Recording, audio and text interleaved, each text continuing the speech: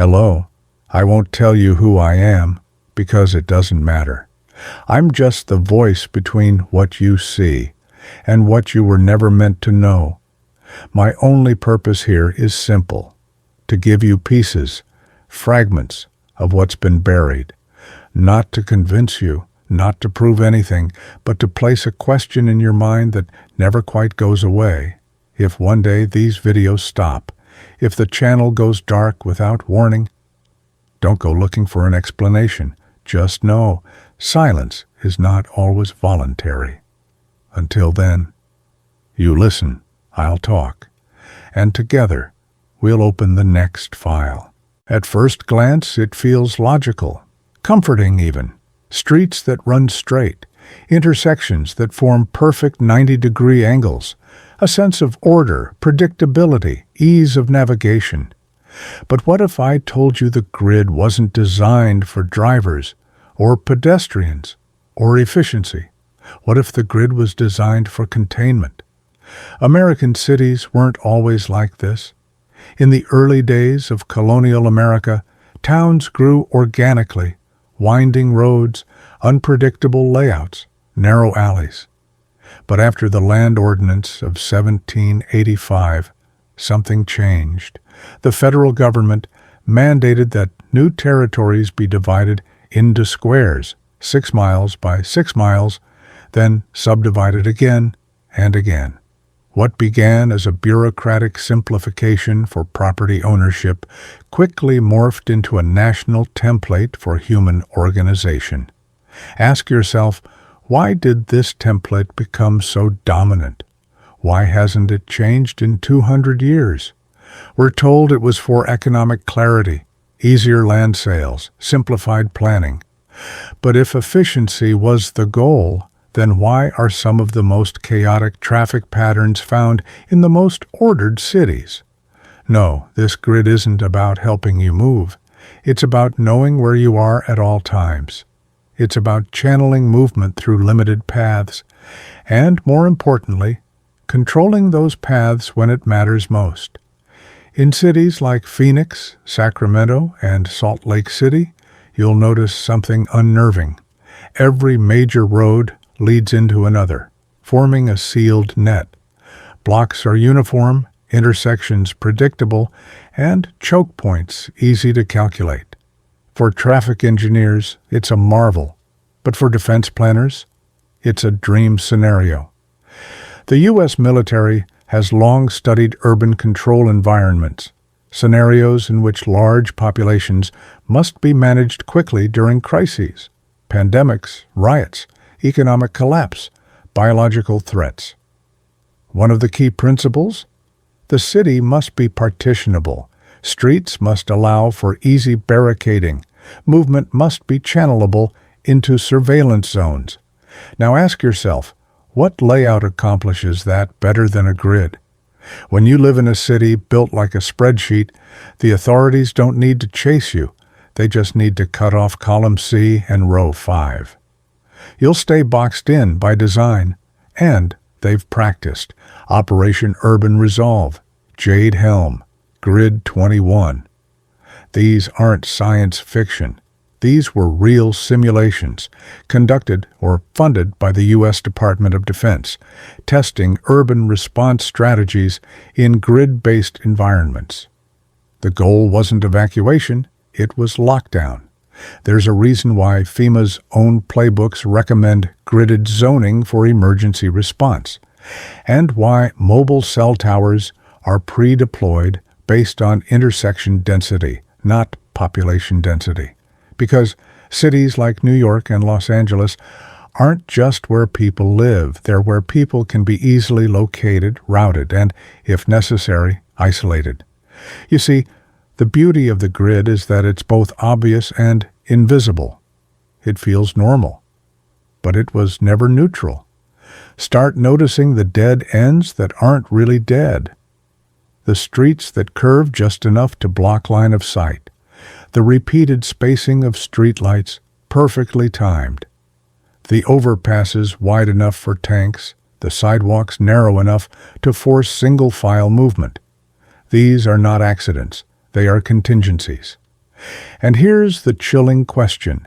If a crisis were to erupt tonight, civil unrest, foreign cyber attack, or national emergency, how long would it take to turn your neighborhood into a containment zone? 5 hours, 2 question mark, 30 minutes. You might not like the answer, but the grid already knows.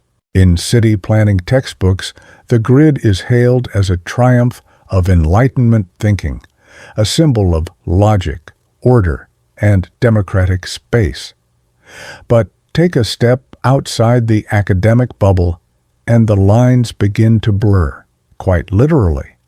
Because when you overlay the blueprints of American cities with military field operations maps, something disturbing happens. They line up, almost perfectly. That's not hyperbole. That's geometry and history. Let's talk about Joint Urban Operations Doctrine, a strategic framework used by the U.S. military to plan troop movements, surveillance, and containment in densely populated areas. Within these manuals, urban centers are divided into quadrants, corridors, and nodes. You'll find terms like segmentation control, mobility choke point, and observation vector. Now flip to the zoning map of Chicago, or Houston, or even Salt Lake City. Same shapes, same logic, same labels. Coincidence? Or has civilian infrastructure been quietly shaped to mirror battlefield efficiency? After the September 11th attacks, federal defense agencies rapidly accelerated what they called civil-military integration of urban design. Projects under Homeland Security began embedding resilience architecture into city planning, using terms like emergency throughput efficiency and rapid tactical access. But what those terms really mean is this: how fast can we move troops in, and how fast can we trap people inside? Take a drive through downtown Washington, D.C. You'll notice curbs designed to stop vehicle surges, bollards disguised as benches, traffic circles placed not for flow, but for stall. Some of these were built after September 11th, but others existed decades earlier, planned by architects with security clearances. The city wasn't just designed for monuments, it was designed for lockdowns. But let's go even deeper. In 2012, a leaked proposal from a private defense contractor, codenamed ArchNet, revealed a system of embedded sensors hidden in traffic lights, trash bins, and bus stop poles across several U.S. cities. These weren't just for traffic flow, they were part of a distributed urban perception system, able to detect mass movement, temperature spikes, and even elevated heart rates in crowds, all tied to geolocation zones structured on, you guessed it, the grid. But the average person walking through a cleanly squared suburb has no idea. The playground at the corner? It's 100 feet from a major intersection, ideal for a mobile command post. The dog park? Just wide enough to land a surveillance drone. The entire neighborhood, designed with visibility lanes and containment corridors that can be sealed in minutes. Still think that grid is about convenience? The idea isn't new. In fact, it traces back to military occupation strategy in colonial regimes. The British used the same method in India. The French used it in Algeria. Uniform street layouts, predictable perimeters, easily barricaded exits. The goal: control masquerading as order. And America? America imported the same blueprint and perfected it. Because while most cities abroad evolved organically, American cities were engineered, not just by architects, but by engineers trained in both civil planning and defense logistics. There's a reason why many major U.S. city planners in the 20th century came from military backgrounds. These weren't artists of public space. These were tacticians. And the city wasn't a canvas. It was a map. Ask yourself, Why are emergency sirens always placed at grid intersections? Why do city street names follow alphanumeric patterns? A, B, C, first, second, third? Why do police precincts align almost exactly with zoning quadrants? Because grids simplify movement for both citizens and enforcers. They reduce unpredictability. They flatten resistance. And once the design is complete, enforcement becomes a matter of routine, not force. So next time you look down your street and see the comforting symmetry of lights, lanes, and lawns, remember this. Symmetry isn't always beauty. Sometimes it's strategy. Imagine a siren blaring at 2 a.m. Not a tornado, not an Amber Alert, but something different. A new directive, issued nationwide, movement restricted, roads locked down.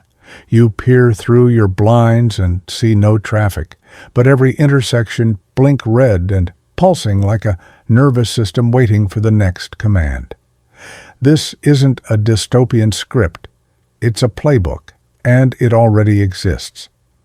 The Federal Emergency Management Agency, FEMA, in cooperation with the Department of Homeland Security, has conducted dozens of urban containment simulations over the last 2 decades.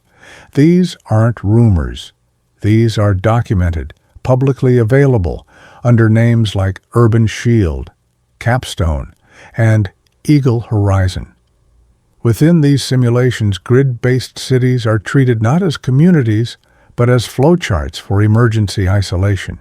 You see, a city built in squares isn't a maze. It's a cage with transparent walls, and when crisis strikes, the grid reveals its true nature. Let's take the 2015 simulation, Capstone 14, as an example. The scenario: a biological agent released in a major American metro. Within 45 minutes, 27 key intersections were shut, military checkpoints established at perimeters, and civilian movement reduced by 86%. The report praised the efficiency of gridded layouts, noting that predefined choke corridors allowed for containment without significant force mobilization. Translation: they didn't need tanks. The streets did the work. Even more revealing was the 2020 Operation Black Sky drill, conducted in part by the Electric Infrastructure Security Council. The goal? Measure how quickly a city could be sealed in the event of grid-down chaos, a massive cyber attack, EMP, or civil collapse. Again, the results favored cities with square layouts, wide arterials, and consistent spacing. Why? Because in these environments, movement is predictable, surveillance is efficient, and population flow can be simulated like water in pipes. You might think these are just drills, but here's the problem. The infrastructure they rely on isn't theoretical. It's already in place. Take traffic lights. In most major cities, they're part of a centralized control grid, operated remotely, capable of flipping every signal in a zone to red or green simultaneously. That's not for your safety. It's for urban immobilization. Consider sidewalks. ADA compliance means they must be uniform, flat, and accessible. Great for equality, but also great for rapid tactical foot deployment. Even mailboxes have been factored in. The USPS, in cooperation with DHS, mapped mailbox density as part of the Mail Shield project, a contingency plan in which mailboxes act as drop zones and detection sensors in urban containment events. Still think it's just civil planning? Then look at the language. In a leaked 2018 memo from the National Infrastructure Advisory Council, NIAC, the grid layout was described as a population throughput matrix, a term with no civilian relevance. But in logistics and military doctrine, throughput matrices are used to optimize movement under duress.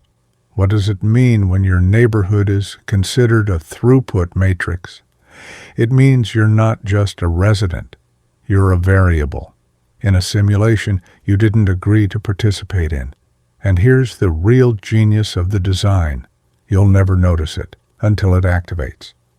When normalcy is disrupted, say a national emergency or act of domestic unrest, the transformation is nearly instant.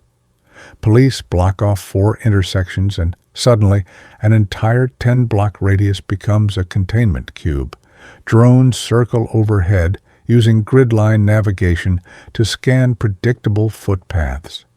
Emergency speakers at bus stops begin issuing coordinated audio commands. And the people, they're trapped in a net they helped maintain. They took pride in their clean roads, well-spaced traffic lights, and right-angled corners, not realizing they were tightening the noose. Because when cities are designed like hard drives, sector by sector, block by block, it's not hard to run a forced update, especially when the users don't know they're part of the program. You were told the grid helps you get home, but it was always meant to keep you from leaving. The transition doesn't need sirens, it doesn't need tanks, it doesn't even need your permission. Because when the system flips from open society to active lockdown, the grid obeys instantly. Your street becomes a line of demarcation, your sidewalk a patrol lane, and the crosswalks, they were never for you. They were control points all along. During the Ferguson unrest in 2014, military-style deployments tested containment strategies in real time. But what most people missed wasn't the armored vehicles. It was the precision of their positioning. National Guard units weren't just parked anywhere. They were placed at key grid nodes, intersections that divided the city into manageable enforcement zones, strategic chokeholds, invisible borders, real-world proof that the urban layout is part of the weapon system. Fast forward to 2020, cities across America lit up with protest, civil unrest, pandemic panic, curfews deployed within hours. And once again, the same pattern emerged. Predictable lockdown perimeters, block-by-block closures, drones using grid telemetry for crowd detection. It wasn't chaos, it was protocol. Let's get more specific. A declassified military training manual titled FM 3-06, Urban Operations, describes the use of geometric segmentation as a method for maintaining battlefield dominance in cities. According to the text, the ideal urban battlefield is one that's already broken into quadrants with limited entry points and easily monitored corridors. Sound familiar? Because your city, if it was built in the last 150 years, matches that template almost perfectly. You see, it's not just that the military knows how to use the grid. It's that the grid was built with their input. Architects call it modular city design. Defense planners call it dynamic response architecture. But when you peel back the technical language, what's left is simple. Your environment is militarized by design. Even the things that feel comforting, parks, roundabouts, overpasses, double as tactical assets. Parks, open zones for surveillance drones to land.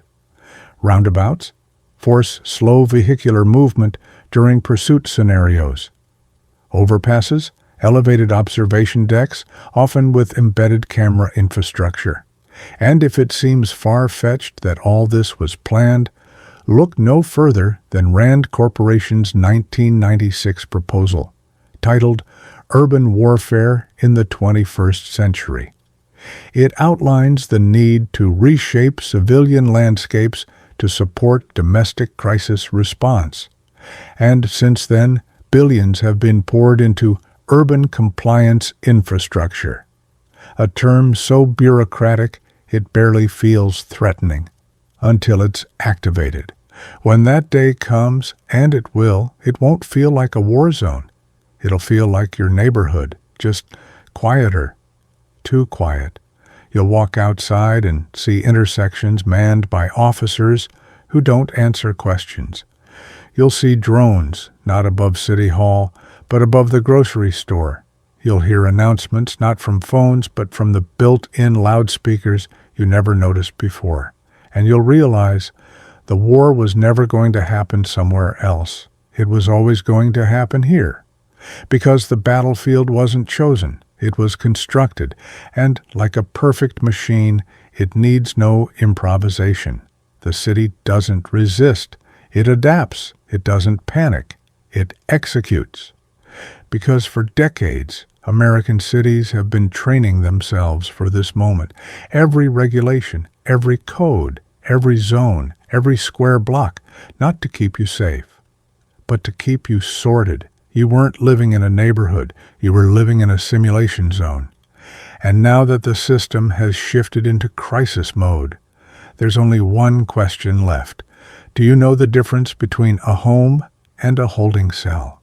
I am the anonymous voice they hope you ignore. I speak what they won't print.